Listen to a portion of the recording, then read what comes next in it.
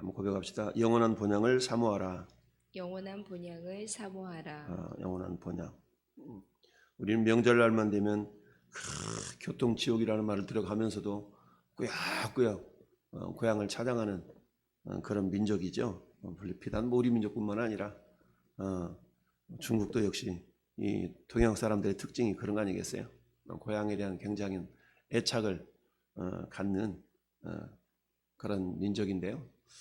비단 사람뿐만이 아니라 우리가 잘 아는 연어라는 그런 물고기도 저기 막 태평양까지 나가 놀다가 자기 알 낳을 때가 되면 고향으로 와서 저 강원도에 있는 뭐 남대천이니 이런 데로 와서 카메라 축제 찾아와서 알 낳고 죽어가는 이런 어떤 연어의 모습을 우리가 또 보기도 하고 그러는데요. 본향, 본래의 고향. 우리가 또 주민등록을 보면 또 원적, 본적 뭐 이런 칭호가 있기도 하죠. 원적지, 본적지 이런 것처럼 본래 태어난 곳이 어디냐 이런 뿐만 아니라 우리가 인간관계 속에서도 흔히 우리가 묻기를 당신 고향이 어디요? 고향이 어디세요? 이렇게 묻다가 고향이 또 같은 사람이라면 동향 사람 그래가지고 서로 막 반가워하고 이런 게 참 어찌 보면 정의 문화라고 할 수도 있는데요. 우리 야곱은 그야말로 자기 고향 브엘세바를 떠나서 800여 킬로나 떨어져 있는 바단 아람에서 그야말로 이제 14년 동안 살면서 11명의 자식을 얻고 11명의 아들과 딸 하나 이렇게 얻게 되었죠. 그리고 그런 과정 속에서 정말 하나님이 야곱에게 복을 주셔서 자기가 머물고 있는 외삼촌 집도 그야말로 부유하게 되는 재산이 늘어나는 그늘을 그런 어떤 것을 경험하게 되었다. 그래서 25절 보니까 라헬이 요셉을 낳았을 때에 야곱이 라반에게 이르되 나를 보내어 내 고향 나의 땅으로 가게 하시되 내가 외삼촌에게서 일하고 얻은 처자를 내게 주시오. 나로 가게 하소서. 당연한 거 아니겠어요? 처자는 야곱에게 속한 것이니까 나한테 주어서 고향으로 가게 하쇼 라고 외삼촌한테 얘기했어요. 그러면서 내가 외삼촌에게 한 일은 외삼촌이 아시나이다. 겉으로 눈으로 확인할 수 있는 그런 증거가 있었다는 거 아니겠어요? 그랬더니 외삼촌 라반이 하는 소리가 여호와께서 너로 말미암아 내게 복을 주신 줄을 내가 깨달았노니 네가 나를 자랑스럽게 여기거든 그대로 있으라. 그대로 있으라. 그러면서 또 이르되 네 품삯을 정하라. 내가 그것을 너한테 주겠다. 자, 지금 야곱이 이제 고향으로 돌아가고 싶은데 외삼촌이 그래 그동안 수고했어. 내가 네 수고를 아니까 좀 품삯을 듬뿍 줘서 보낼게 라고 하면 어찌 좋겠어요? 그렇지 않고 지금 외삼촌 라반 마음 가운데는 지금 딴 마음, 두 마음이 있었던가요? 한 마음은 야 이놈 보통 놈이 아니네. 이놈을 통해 가만히 보니까 우리 집 재산이 엄청 늘었어. 그런데 지금 이 야곱을 보내버리면 아쉬운 거예요. 자기 두 딸내미 또 자기가 예정으로 삼았던 비라와 실바를 같이 얹혀서 4명에다가 또 자식 11명 딸내미 하나 이렇게 내보내는 것이 마치 내 재산 축나는 것 같은 그런 아쉬움과 안타까움이 있게 된 겁니다. 저 외국에서 온 외국인 근로자들에게 임금 주지 않고 떼먹는 악덕 기업인들이 우리나라에 종종 있다라고 뉴스에 나오는 걸 봅니다. 부려먹을 때는 실컷 부려먹고 그들에게 임금을 줘야 되는데 임금을 체불하고 그 돈이 마치 내 돈인 것처럼 이미 그들에게 당연히 지불해야 될 품삯을 지불하지 않고 그 돈이 내 돈인 것처럼 막 아까워하면서 임금을 체불하는 그런 악덕 기업인들이 종종 있다라고 매스컴을 통해서 보도되는 것을 봅니다. 이게 뭐예요? 인간의 죄성이죠, 죄성. 인간의 욕심은 한이 없죠. 인간의 욕심이라는 건 한이 없습니다. 하나를 가지면 2개를 갖고 싶어하고 10개를 가지면 20개를 가지고 싶어하고 이게 인간의 이 욕심인 거죠. 간혹 가다가 정말 대기업 형제들끼리 서로 막 고소고발 사건 일어나는 걸 우리가 종종 보지 않습니까? 저 정도 가졌으면 베풀고 살아도 될 법한데 그렇지 않는 게 인간의 모습이죠.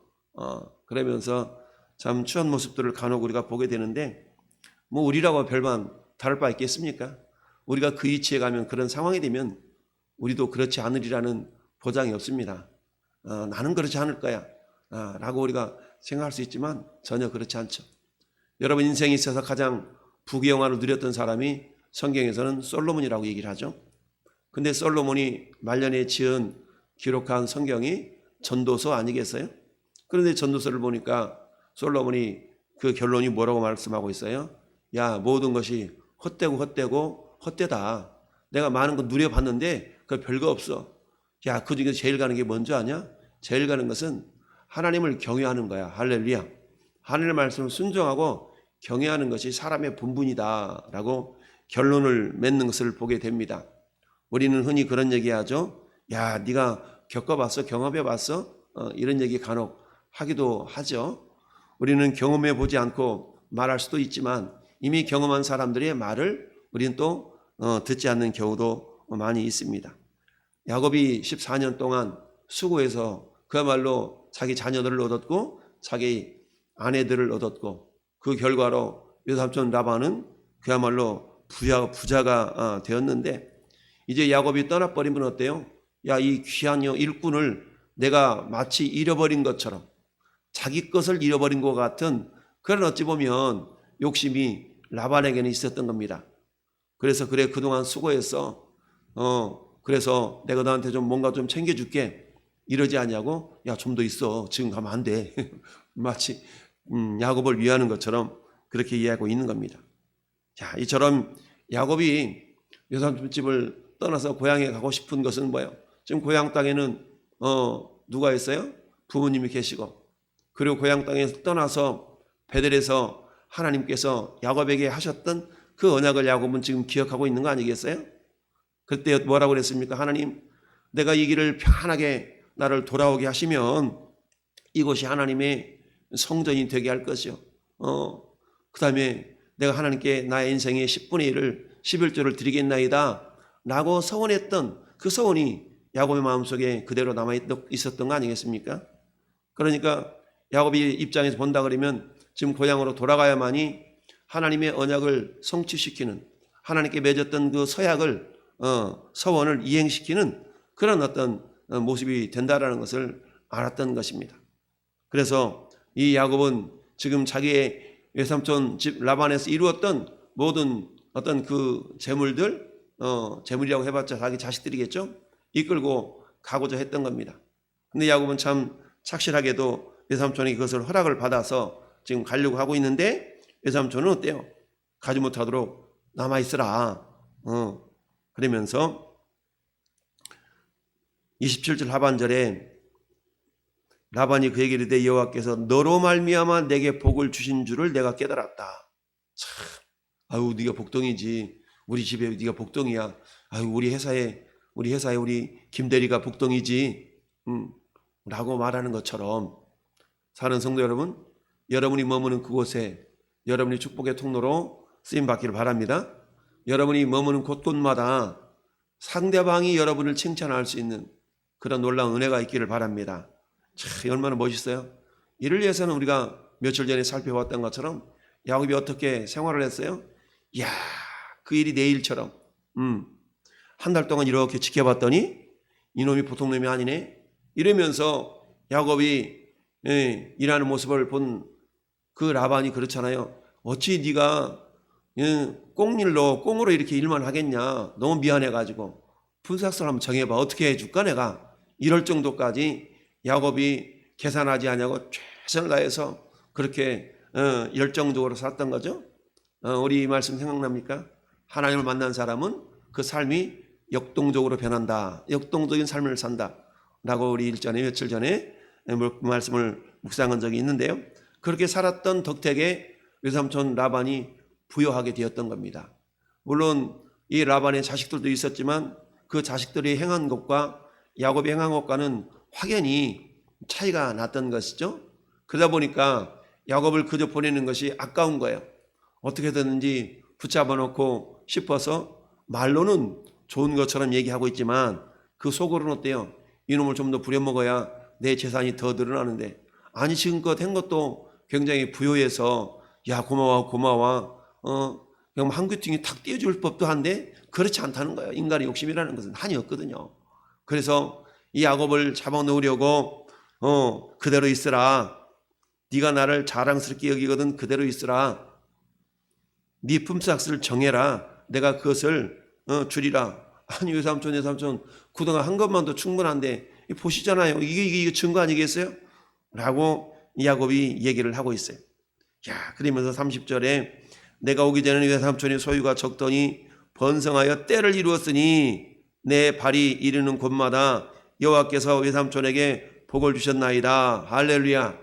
여러분의 발걸음이 머무는 곳곳마다, 여러분의 발걸음이 이르는 곳곳마다 이처럼 번성의 복이 임하기를 바랍니다. 이런 축복의 통로로 여러분들 쓰임받기를 바랍니다. 이게 하나님이 아브라함에게 하셨던 축복 아니겠어요? 천하 만민이 너로 말미암아 복을 받을 것이다. 이 복이 이삭을 통해서 야곱을 통해서 지금 흘러가고 있는 거 아니겠어요? 할렐루야. 이 축복을 지금 아브라함이 이삭에게 했고 또 이삭은 자기 아들 야곱에게 했던 그 축복 아니겠습니까? 할렐루야. 이처럼 가당의 축복은 하나님의 축복과 같아서 그 축복이 지금 야곱을 통해서 지금 증거가 되고 있는 겁니다. 할렐루야. 이런 복이 이 아침 새벽을 깨워 예배하는 우리 모든 성도 여러분에게 흘러갈 수 있기를 예수님의 이름으로 축원합니다. 할렐루야. 참 라반이 말하기를 내가 무엇으로 너한테 주랴. 야곱이 이르되 외삼촌께서 내게 아무것도 주시지 않아도 나를 위하여 이 일을 행하시면 내가 다시 외삼촌의 양떼를 먹이고 지키리다. 그러니까 야곱은 외삼촌은 뭐 해주려고 안 해도 하나님이 하고 계셔요 라고 지금 말하는 것과 똑같은 거거든요. 외삼촌 하지 않으려고 해도 하나님이 주셔요. 그러면서 야곱이 조건을 내미는데 이 조건은 현실적으로 굉장히 어려운 조건이에요. 이것은 사람이 행하는 것이 아니라 하나님만이 행하실 수 있는 그 조건을 내밀고 있는 겁니다. 그건 뭐냐면 32절에 오늘 내가 외삼촌의 양떼를 두루 다니며 그 양 중에서 아롱진 것과 점이 있는 것과 또 검은 것을 가려내서 또 염소 중에서 점 있는 것 아롱진 것을 가려내리니 이 같은 것이 내 품삯이 되겠습니다. 라고 지금 얘기하고 있는 거예요. 그러면서 후일에 와서 외삼촌 볼 때 아롱지지 않는 거, 검지 않는 거 이거 있거들랑 내가 도둑질한 것으로 여기셔서 이렇게 지금 외삼촌이 얘기했더니 외삼촌 입장에 본다면 이놈 봐라. 좋아. 이러면서 그러면 어떻게 해야 돼요? 현재 아롱진 것 몇 개를 주어서 이걸 가지고 한번 종자 삼아서 해봐. 이래야 되잖아요. 근데 이 라반이 그러지 아니하고 이 라반 봐보세요. 참 35절 보니까 그날에 그가 염소 중에서 얼룩무늬 있는 것, 점 있는 것 가리고 또 암염소 중에서 흰 바탕에 아롱진 것, 점 있는 것을 가려서 이걸 가지고 누구한테 줘야 돼? 이것을 야곱한테 줘가지고 이걸 가지고 한번 해봐. 이래야 되는데 그러지 않고 이걸 쏙 빼가지고 이것은 자기 자식들한테 주고 지금 아무것도 없는 거 이걸 가지고 양치게 해서 그 가운데에서 새끼가 나면 그거 네 재산으로 해. 지금 이러고 있는 거거든요. 그러니까 이거 얼마나 한마디로 하면 야비한 거예요. 이처럼 인간의 욕심이라는 것은 한이 없어요. 한이 없어. 이런 어떤 야비한 혹이라도 그 얼룩진과 아롱지를 가져갈까봐 지금 자기 자식들하고 야곱을 얼마나 떨어뜨려 놨어요? 사흘길을 떨어뜨려 놓은 거네. 그러니 어떻게 도저히 섞어질 수가 없는 그런 어떤 거리죠. 물리적으로는. 그러면 어떻게 돼요? 이제는 태어나는 새끼가 아롱진 것이나 점 있는 것이 나오는 수밖에 없는 거예요. 이런 어찌 보면은 불공평한 일종의 어떤 그런 경쟁이라고 할 수 있는 그런 상황에 야곱이 내몰렸음에도 불구하고 야곱은 뭐라고 얘기해요? 31절 우리 같이 한번 합독합시다. 라반이 이르되 네가 무엇으로 내게 주랴. 야곱이 이르되 외삼촌께서 내게 아무것도 주시지 않아도 나를 위하여 이 일을 행하시면 내가 다시 외삼촌의 양떼를 먹이고 지키리이다. 야곱은 당당하게 당신이 주지 않아도 하나님이 주실 것이니까 이렇게 하면 돼요. 얼마나 라반 입장에서 그래 좋아 이러고 있는 거예요. 자, 오늘 말씀의 제목이 본향을 사모하라는 얘기인데 영원한 본향. 그렇습니다. 야곱이 자기 고향으로 돌아가고 싶어서 그동안 삼촌집에서 14년 동안 수고했던 수고의 열매를 가지고 가고 싶은데 이 삼촌 라반은 어때요? 아직 요놈을 더 써먹었으면 좋겠어. 그냥 보내주는 것이 아까운 거야. 마치 내 것 빼앗기는 것처럼 내 것 주는 것 같은 그런 안타까움, 그런 아쉬움이 있었던 거죠. 우리 인간의 마음속에 그런 겁니다. 여러분 이웃집에 농기구 하나 빌려다가 쓰면 좀 잠깐 쓰고 갖다 줄게 그러다가 한 달 써, 두 달 써, 석 달 써 자기 손에 익으면 그것이 마치 내 것인 것처럼 돌려주기가 아까운, 그게 우리 인간의 심성이거든요. 인간의 심보요. 돈도 그렇잖아요. 빌려서 한 달만 쓰고 줄게, 한 달 지나서 물론 그 돈이 없어서 못 주는 경우도 있지만 있으면서도 그 돈 빌려주기, 갚아주기가 마치 내 돈 주는 것 같은 그런 어떠한 안타까움을 가지고 있는 것이 인간의 욕심의 모습이죠. 우리가 이 땅에 사는 날들 동안은 이 욕심이 사라질 수가 없어요. 이 욕심이 사라질 수가 없어. 그래서 주님 뭐라고 말씀하세요? 자족하는 것이 경건에 큰 유익이 된다. 있는 바를 족한 줄로 여기라 라고 히브리서 13장 5절. 과연 그가 너를 떠나지 아니하고 너를 버리지 않기 때문에 있는 바를 족한 줄로 알아라. 돈을 욕심내지 말고. 그런데 우리 인간이 그걸 내려놓기가 쉽습니까? 그런데 인간의 힘으로 자기 의지로 욕심을 내려놓는 대표적인 사람이 있으니 그 사람이 세례 요한이라. 그래서 천국은 침노를 당하는데 침노하는 자는 빼앗느니라. 침노하는 신앙은 어떨 때 나타나요? 자기 욕심을 내려놓을 때 나타난다. 야곱은 어때요? 이미 하나님이 자기 삶을 통하여 어떻게 역사하셨는가를 경험했기 때문에 굳이 욕심 내려고 하지 아니하고 외삼촌 이렇게 하면 돼요. 외삼촌이 주지 않아도 나를 부유하게 하실 분은, 나에게 복을 주실 분은 하나님이셔요 라고 이미 야곱은 경험하고 있었다는 사실입니다. 사랑하는 성도 여러분, 우리 인생 가운데 이처럼 역사하시는 하나님이 야곱의 하나님뿐만이 아니라 저와 여러분의 하나님이신 줄 믿습니다. 여러분, 미리 믿는 자는 미리 믿는 아브라함과 함께 복을 받는다고 그랬어요.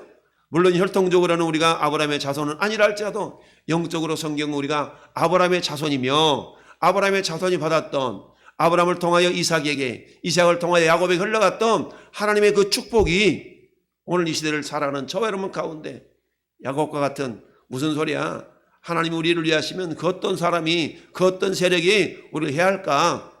사도 바울이 로마서 8장에서 어떤 기근이나 칼이나 핍박이나 그 어떤 것도 우리 주 예수 그리스도의 사랑에서 우리를 끊을 수 없다라고 고백했던 그 고백이 야곱의 고백인 것이고 저와 여러분의 고백이 될 수 있기를 바랍니다. 자, 그렇습니다.